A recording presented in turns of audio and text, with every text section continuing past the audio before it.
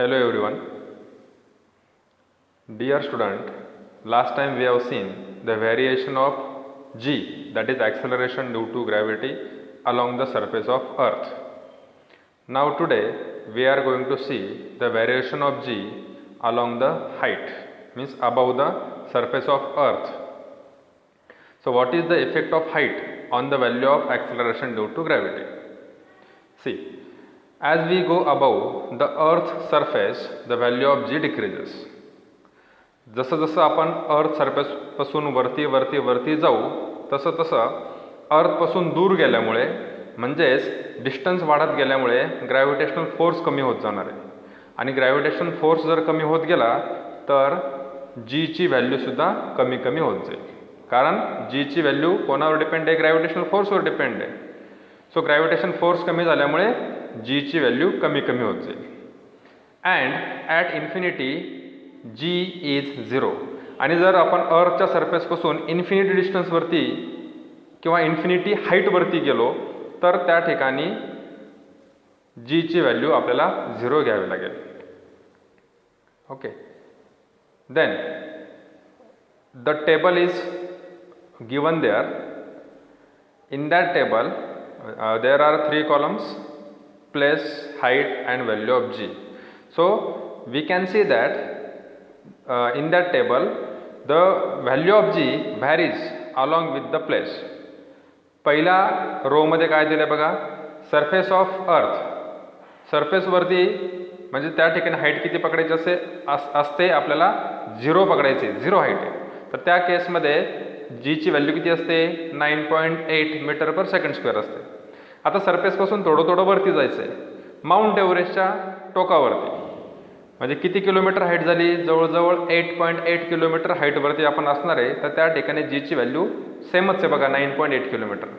म्हणजेच सरफेसपासून माउंट एव्हरेस्टच्या टोकापर्यंत हे जे काही 8.8 किलोमीटरचं अंतर आहे त्याचा जीच्या व्हॅल्यूवरती काही परिणाम होत नाही. Then maximum height reached by man made balloon. ते बलून असतात बघा, त्याला खाली बास्केट बांधलेलं असते, त्याच्यात माणसं बसून, ते हॉट एअर बलून म्हणतात त्याला, त्याच्यात बसून उंचीवरती जातात. तर ते किती मॅक्सिमम जाऊ शकतो तो बलून? 36.6 किलोमीटर इतका जातो. त्या केसमध्ये तिथे जीची व्हॅल्यू किती असणार आहे? 9.77, म्हणजे अप्रॉक्सिमेटली 9.8 मीटर पर सेकंड स्क्वेअरच झाली. म्हणजे त्याचा फारसा फरक पडत नाही. पण जेव्हा पुढच्या रोमध्ये जा, तुम्हाला लक्षात येईल हाईट ऑफ अ टिपिकल, एक मिनिट,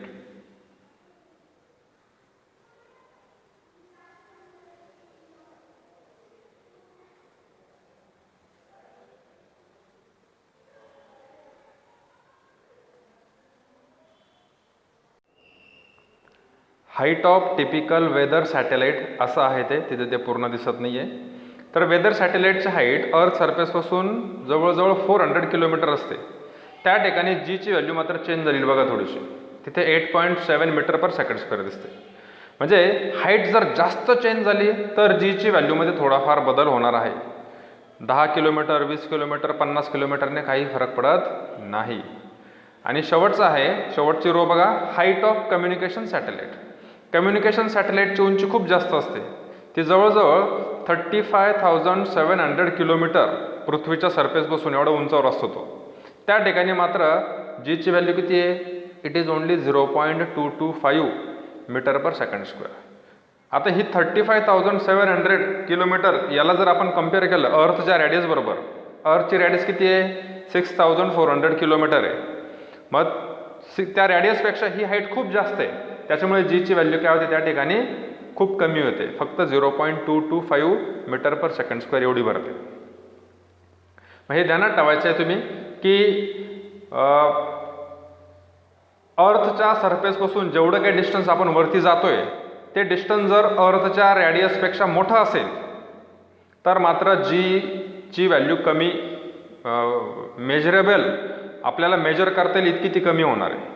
पण जर हाईट जर अगदी थोडीशी कमी, अगदी थोड्याशा हाईटवरती जर आपण जात असेल 100, 200, 300 किलोमीटरपर्यंत, तर त्याचा जीवरती फार परिणाम होत नाही. Point number C, variation of g along with the depth. आत्ता जो आपण टॉपिक बघितला त्या टॉपिकमध्ये आपण अर्थ सरफेसच्या वरती जात होतो.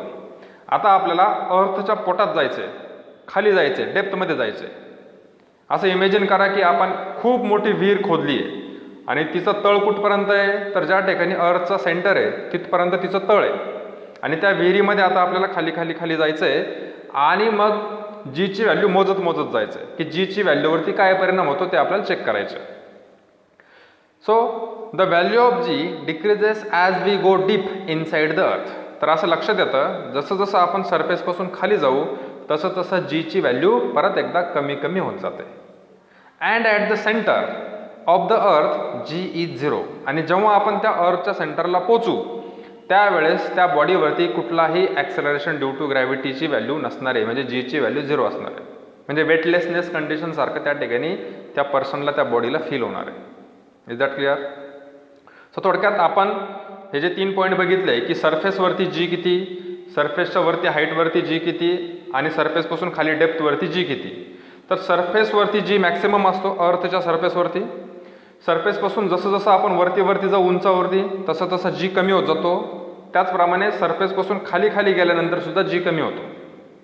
सरफेसपासून वरती इन्फिनिटी हाईटला जर गेलं तर त्या ठिकाणी जीची व्हॅल्यू 0 असते. तसंच सरफेसपासून खाली डेप्थला अर्थच्या सेंटरला गेलं तर त्याही ठिकाणी जीची व्हॅल्यू 0 असते. सो जीची व्हॅल्यू आपण 2 ठिकाणी 0 घेतली, एक म्हणजे इन्फिनिटी हाईटला आणि दुसरा म्हणजे अर्थच्या सेंटरला. Every planet and satellite has different mass and radius. Has different mass and radius, hence the value of g on their surface are different. आता प्रत्येक प्लॅनेटचं मास वेगळं आहे, त्याची रेडियस वेगळी आहे आणि याचा परिणाम कोणावरती होतो तर त्या जीच्या व्हॅल्यूवरती होतो. कारण जीचा फॉर्म्युला आपण बघितला आहे, स्मॉल जीचा फॉर्म्युला. काय फॉर्म्युला आहे? Small g is equal to capital G capital M upon R square. मग मास वेगळा असेल, कॅपिटल आर वेगळा असेल तर स्मॉल जीची व्हॅल्यू पण वेगळी येईल. म्हणजेच ॲक्सेलरेशन ड्यू टू ग्रॅव्हिटी ही वेगवेगळी प्लॅनेटसाठी वेगवेगळी असते. On the moon g is about 1/6 of the value of g on the earth. म्हणजे मून हा छोटा आहे, त्याचं मास कमी आहे, त्याची रेडियस पण छोटी आहे पृथ्वीपेक्षा, अर्थपेक्षा. म्हणून मूनसाठी जी स्मॉल जीची व्हॅल्यू आहे ती अर्थपेक्षा कमी आहे. तर ती जवळजवळ 6 पटीनं कमी आहे, 1/6 टाइम्स. म्हणजे ती 6 पटीनं काय झालेली आहे? अर्थच्या जीच्या व्हॅल्यूपेक्षा कमी झालेली आहे. पुढे बघायचं आहे mass and weight. Mass and weight. आता बऱ्याचदा आपलं असं कन्फ्युजन होतं की मास आणि वेट हे दोघं सारखेच आहे, एकच आहे. पण ॲक्च्युली तसं नाही. These are the 2 different concepts. These are the 2 different physical quantities. So what is mass? मासला मराठीमध्ये वस्तुमान म्हणतात, वस्तुमान, आणि वेटला वजन म्हणतात. So mass means what? Mass is the amount of matter present in the object. एखाद्या ऑब्जेक्टमध्ये किती मास भरलेलं आहे, किती मॅटर भरलेलं आहे त्याच्यावर त्या ऑब्जेक्टचं मास ठरतं. फॉर एक्झाम्पल एक ग्लास आहे आपल्याकडे, रिकामा ग्लास. ओके, त्याचं मास भरतं 100 ग्रॅम. आता त्या रिकाम्या ग्लासच्या आतमध्ये वस्तू भरायच्या आहे, दगड, धोंडे, छोट्या छोट्या वस्तू, गोट्या असतील असं त्या भरायच्या आहे. म्हणजे मॅटर वाढवायचं आहे, त्या ग्लासच्या आतमध्ये मॅटर भरायचं आहे. जेवढा मॅटर तुम्ही जास्त भराल तेवढं त्या ग्लासचं आता मास काय होत जाईल? वाढत जाईल. सो मास कोणावरती डिपेंड आहे? त्या बॉडीच्या आतमध्ये किती मॅटर भरलेला आहे. जास्त मॅटर भरलेला असेल तर जास्त मास असेल, कमी मॅटर भरलेला असेल तर कमी मास असेल. So mass is the amount of matter present in the body, present in the object. The SI unit of mass is kg, that is kilogram. It is a scalar quantity. Mass does not depends on direction. It only in case of mass, we are interested in the magnitude of mass. Direction is not necessary while describing the mass. So it is a scalar quantity. Its value is same everywhere. This is very important point. The value of mass is remain same. It will not change whether you are present on earth or you will be present on the moon. कुठेही जा, ह्या विश्वामध्ये पूर्ण युनिवर्समध्ये मास कधीही change होत नाही. Then second is weight.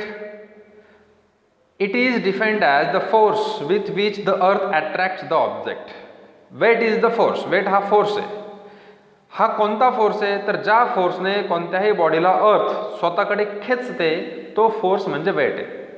The force with which the earth attract the body towards itself. Earth attract the object towards itself. SI unit of weight is Newton. It is denoted by capital N and the formula is W is equal to mg. Now the question is weight same everywhere? Weight सगळीकडे सारखं असतं का? जसं मास सगळीकडे सारखं आहे तसं weight सगळीकडे सारखं असतं का? तर त्याचं आन्सर अगदी सोपं आहे. वेट सगळीकडे सारखं नसतं. का सारखं नसतं? तर वेट हे कोणावर डिपेंड आहे? ॲक्सेलरेशन ड्यू टू ग्रॅव्हिटीवरती डिपेंड आहे. कारण फॉर्म्युला म्हणतोय W is equal to m into g. m म्हणजे मास आहे, g म्हणजे ॲक्सेलरेशन ड्यू टू ग्रॅव्हिटी. या फॉर्म्युल्यामध्ये मास m हा कॉन्स्टंट आहे, त्याची व्हॅल्यू बदलत नाही, पण g ची व्हॅल्यू मात्र बदलते. अर्थच्या सरफेसवरती g हा मॅक्सिमम असतो, त्या ठिकाणी वेट जास्त भरेल. पण तुम्ही जर उंचावरती गेले तर तसं तसं g कमी होत जाईल, म्हणजे त्या व्यक्तीचं त्या ऑब्जेक्टचं वेट कमी कमी होईल. तसंच तुम्ही जर डेप्थला गेले तरीही जी कमी कमी होत जातो, म्हणजे काय होईल? परत त्या ऑब्जेक्टचं वेट कमी कमी होत जाईल. So weight is not same everywhere. चंद्रावर वेट वेगळं भरेल, मंगळावर गेलं तर अजून वेगळं भरेल, वेगवेगळ्या पृथ्वीवरतीच ते वेगवेगळं भरतं. पोल्सवरती वेट सगळ्यात जास्त भरतं ऑब्जेक्टचं. पण तेच जर आपण इक्वेटरला गेलं तर वेट कमी होऊन जातं. लास्ट व्हिडिओमध्ये आपण हे बघितलं होतं की पोलचं डिस्टन्स सेंटरपासून अर्थच्या सेंटरपासून कमी आहे, म्हणून तिथे जी ची व्हॅल्यू जास्त असते, म्हणून वेट जास्त भरेल. इक्वेटरचं डिस्टन्स अर्थच्या सेंटरपासून जास्त आहे, त्याच्यामुळे जी ची व्हॅल्यू कमी भरते आणि त्याचमुळे तिथे वेट सुद्धा कमी भरतं. Then free fall. Free fall. Free fall म्हणजे काय ते समजून घ्या. एखादी वस्तू ज्यावेळेस आपण सोडतो, समजा मी 5 मजली इमारतीच्या टोकावर गेलो आणि तिकडून एक बॉल सोडून दिला खाली. आता तो बॉल सरळ येतोय खाली, त्याच्यावरती काय होतंय? त्याला कोणी खेचत नाहीये, काही नाही, तो फ्रीली फॉल होतोय. ओके. आता एक्झॅक्टली याला फ्री फॉल म्हणता येणार नाही तसं बघितलं तर, कारण त्या ठिकाणी तो जो बॉल खाली पडतोय त्याला एअर रेजिस्टन्स असतो. पण इमॅजिन करा की त्या ठिकाणी जर व्हॅक्यूम असेल, व्हॅक्यूममध्ये तिथे काहीच नाही, एअर नाही, कुठला गॅस नाही, काहीच नाही, आणि मग तो बॉल वरतून खाली पडतोय. आता मात्र त्याला आपण फ्री फॉल म्हणावं लागेल. सो फ्री फॉलमध्ये ऑब्जेक्ट काय होतोय? ग्रॅव्हिटेशनल फोर्समुळे खाली पडतोय आणि त्या ऑब्जेक्टवरती दुसरा कुठल्याही प्रकारचा फोर्स नसतो, कुठलाही रेजिस्टन्स नसतं, फ्रिक्शन नसतं, काहीच नसतं. त्याला म्हणायचं free fall. So definition free फॉलची बघा. When object moves due to only gravitational force. काय म्हटलंय? वेन ऑब्जेक्ट मूव्स किंवा ऑब्जेक्ट फॉल म्हणू आपण त्याला. When object fall due to the only gravitational force then it is said to be falling freely. मग त्याला काय म्हणायचं? फॉलिंग फ्रीली किंवा फ्री फॉल म्हणायचं त्या ऑब्जेक्टचं. मग ट्रू फ्री फॉल कुठे शक्य होतो? अर्थवरती तर शक्य नाही आहे फ्री फॉल, कारण अर्थला स्वतःचा ॲटमॉस्फिअर आहे, त्याच्यामुळे एअर रेजिस्टन्स असणारच आहे. मग जर ट्रू फ्री फॉल जर घडून आणायचा असेल तर आपल्याला स्पेसमध्ये जावं लागेल. स्पेसमध्ये शक्य आहे कारण तिथे कुठल्याही प्रकारचं ॲटमॉस्फिअर नाही आहे. So true free fall is possible only in vacuum. स्पेसमध्ये व्हॅक्यूम असतो, त्या ठिकाणी फ्री फॉल शक्य आहे. For free fall the initial velocity that is u is equal to 0. आता कोणताही फ्री फॉल होत असेल तर इनिशियल व्हॅलोसिटी 0 पकडायची. अर्थवरती पण आपण तेच पकडतो. एखाद्या वस्तूला जर मी वरतून खाली सोडतोय तर वरती जिथून मी सोडणार आहे त्या ठिकाणी त्याची इनिशियल व्हॅलोसिटी 0 असते. इनिशियल व्हॅलोसिटी आपण u ने दाखवतो. And the acceleration a is equal two plus g. आणि ॲक्सेलरेशनला प्लस घ्यायचं का? कारण बॉडी कोणाच्या दिशेने पडते? अर्थच्या दिशेने पडते. म्हणजे जो ग्रॅव्हिटेशनल फोर्स आहे त्या फोर्सच्या दिशेने बॉडी येते, म्हणून त्याला पॉझिटिव्ह पकडायचं आहे. म्हणजे बॉडीचं होणारं जे ॲक्सेलरेशन आहे ते पॉझिटिव्ह ॲक्सेलरेशन आहे. किंवा अजून आपण असंही म्हणू शकतो, जेव्हा बॉडी फ्रीली फॉल होते तर खाली येताना त्याची व्हॅलोसिटी वाढत जाते. व्हॅलोसिटी वाढते म्हणजे बॉडीचं ॲक्सेलरेशन होतं. ॲक्सेलरेशन झालं म्हणून त्याला प्लस दाखवायचं आहे, इन्क्रीज इन व्हॅलोसिटी, म्हणून त्याला पॉझिटिव्ह साईन आहे, plus g. Therefore, equation of motions are. मग आता इक्वेशन, मोशनचे 3 इक्वेशन आहे, तुम्ही 9वीला शिकले असाल आधी. त्यातलं पहिलं इक्वेशन बघा, v is equal to u plus g t. Actual equation काय आपलं, v is equal to u plus a t असतं, पण एच्या ठिकाणी जी टाकलाय प्लस जी, म्हणून इक्वेशन काय झालं, v is equal to u plus g t झाला. पण याच्यामध्ये इनिशियल व्हॅलॉसिटी यूची व्हॅल्यू 0 घ्यायची, म्हणून पहिली टर्म निघून जाईल, तिकडे फक्त जी टी शिल्लक राहील. So v is equal to g t हे पहिलं इक्वेशन आहे फ्री फॉलचं. सेकंड इक्वेशन काय आहे मोशनचं, s is equal to u t plus half g t square. परत पहिली टर्म यूची टर्म 0 होईल, तिथे फक्त उरतो 1/2 जी टी स्क्वेअर. आणि third equation v square is equal to u square plus 2GS. परत पहिली टर्म 0, तर उरतं काय तिकडे 2 into GS.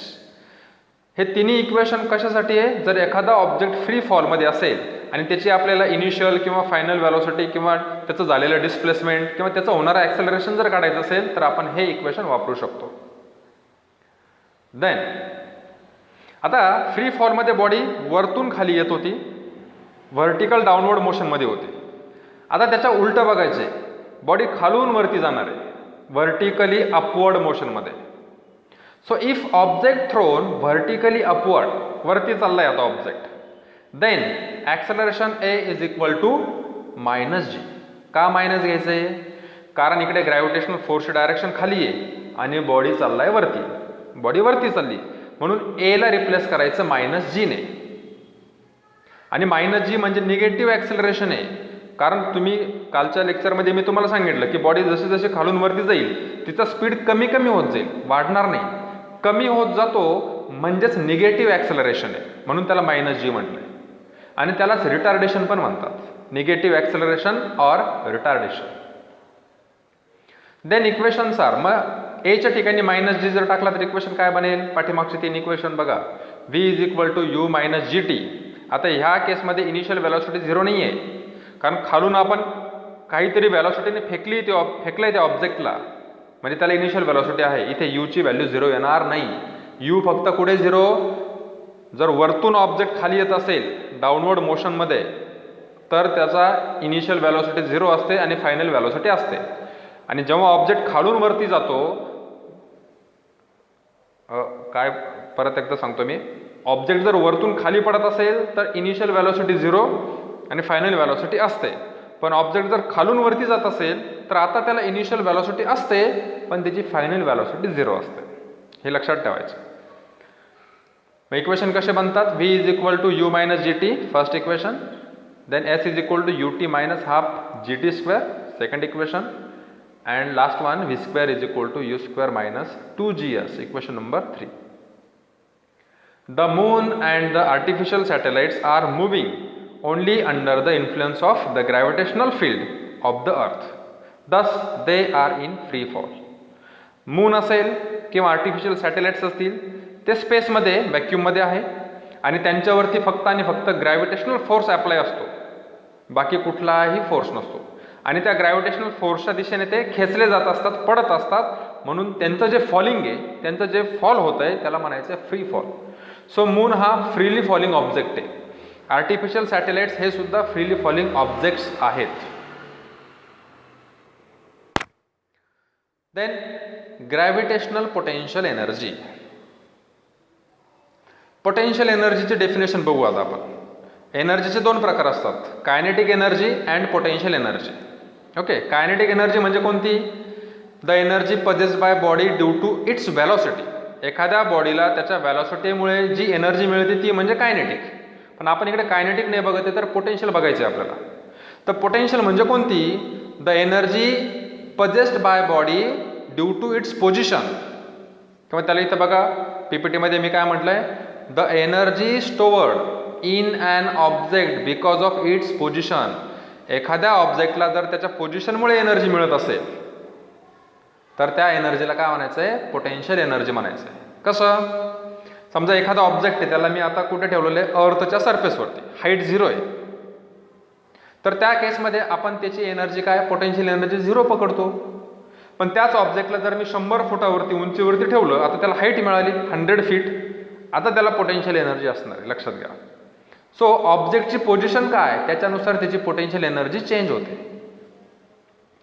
The formula is PE म्हणजे potential energy is equal to mgh, where m means mass of object, g means acceleration due to gravity, and h means height of the object from the earth surface.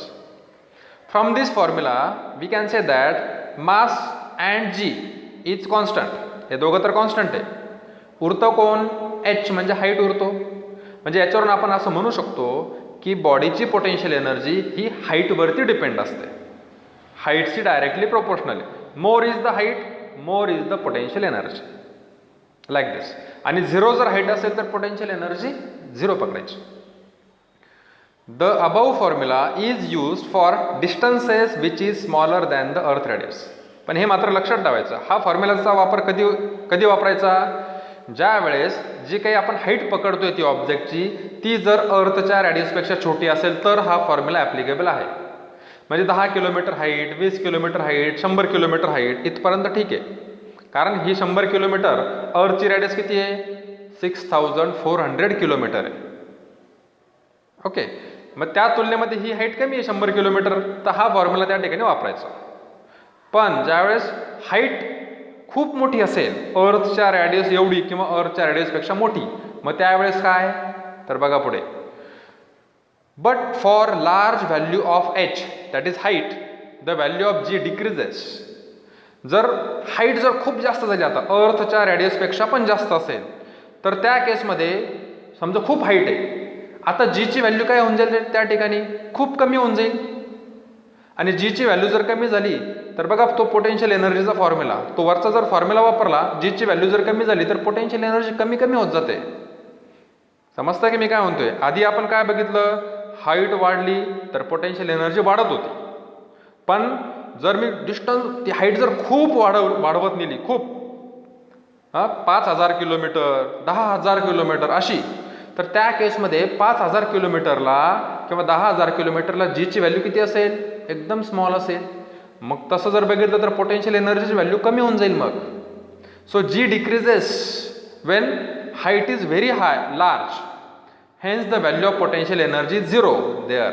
मग जर मी infinity जर height ठेवली तर त्या ठिकाणी potential एनर्जीची value zero घ्यावी लागेल.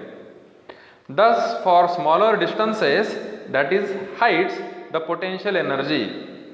मग पोटेन्शियल एनर्जीचा फॉर्म्युला चेंज करावा लागेल आपल्याला. काय करावं लागेल? PE is equal to minus G capital M into m upon small r. हा फॉर्म्युला वापरावा लागेल.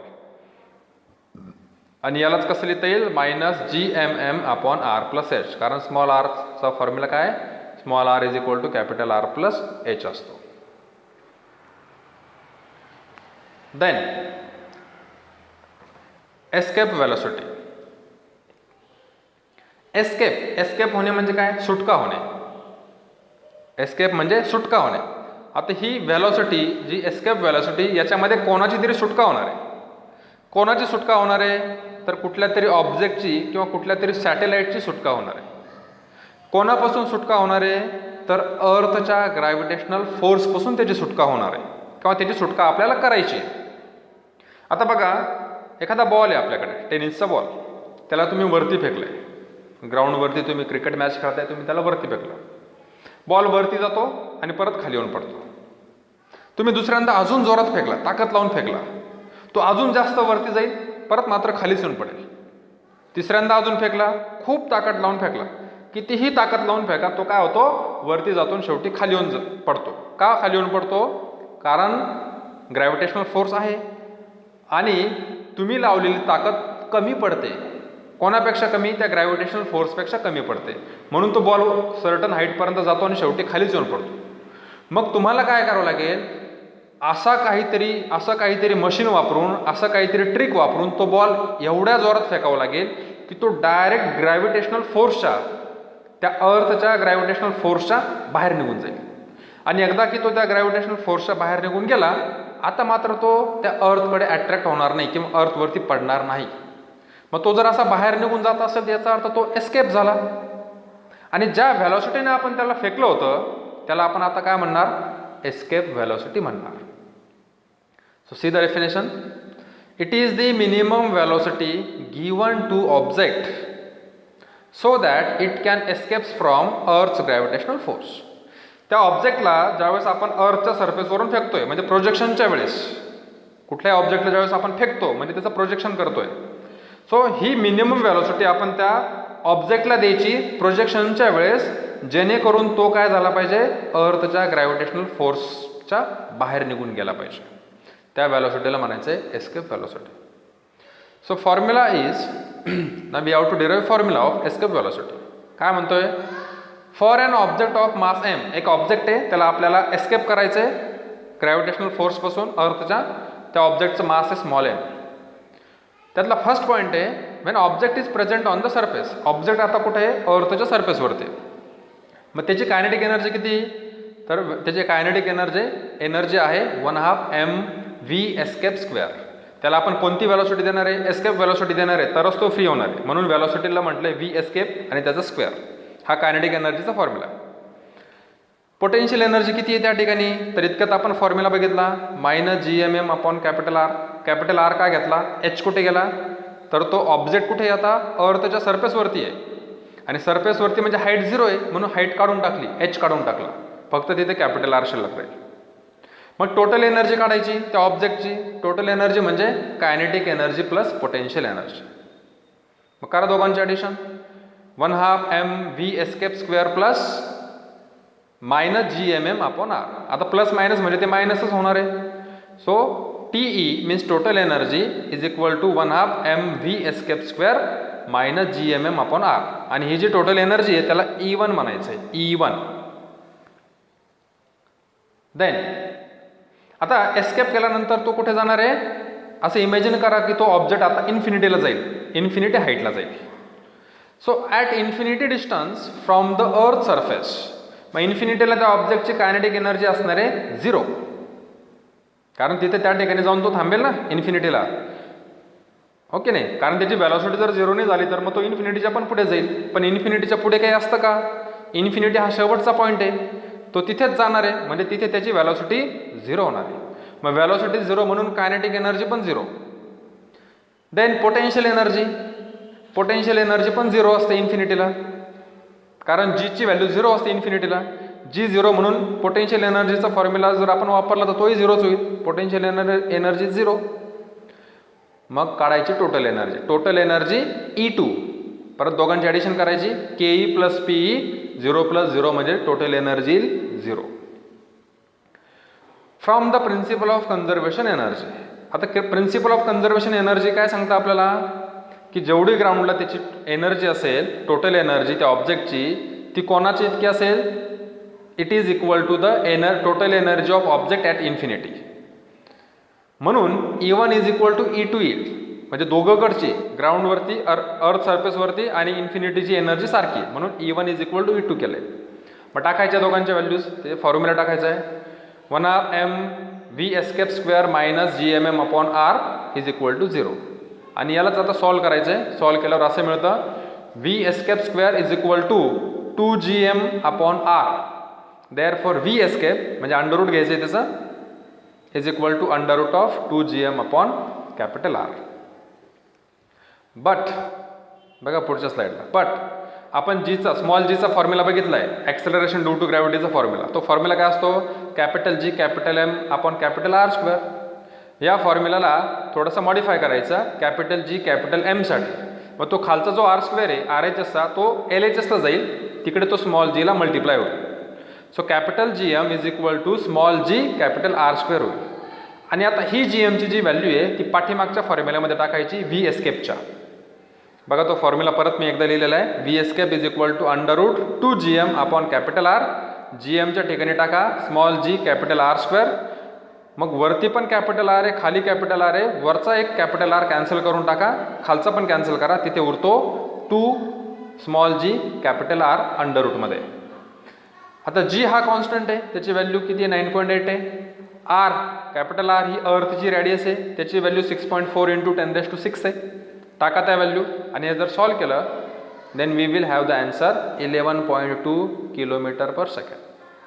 ही कोणाची व्हॅल्यू आली, एस्केप व्हॅलोसिटीची व्हॅल्यू. याचा अर्थ काय, जर मला एखाद्या ऑब्जेक्टला जर एस्केप करायचं असेल, अर्थच्या ग्रॅव्हिटेशनल फोर्सच्या बाहेर पाठवायचं असेल, तर मला त्या ऑब्जेक्टला किती व्हॅलॉसिटी द्यावं लागेल सुरुवातीलाच? तर 11.2 किलोमीटर पर सेकंड. इमॅजिन करा, एका सेकंदात किती किलोमीटर गेला पाहिजे? 11.2 किलोमीटर. एवढा जोराचा तो फेकावा लागेल, तरच तो ऑब्जेक्ट एस्केप होईल gravitational फोर्सपासून. Thus, spacecraft should have initial velocity larger than the escape velocity so that they can overcome the Earth's force. म्हणजे जे स्पेसक्राफ्ट जातात वरती त्यांना किती व्हॅलॉसिटी द्यावी लागते? 11.2 किलोमीटर पर सेकंडपेक्षा जास्त व्हॅलॉसिटी दिली तर ते मग काय होतात? अर्थ ग्रॅव्हिटेशनल फोर्सच्या बाहेर निघून जातात. ठीक आहे, इथपर्यंत समजलं असेल. व्यवस्थित वाचायचं आहे सगळ्यांनी आणि समजून घ्यायचं. आणि काही अडचण असेल तर कमेंटमध्ये मला लिहून पाठवायचं. बाय.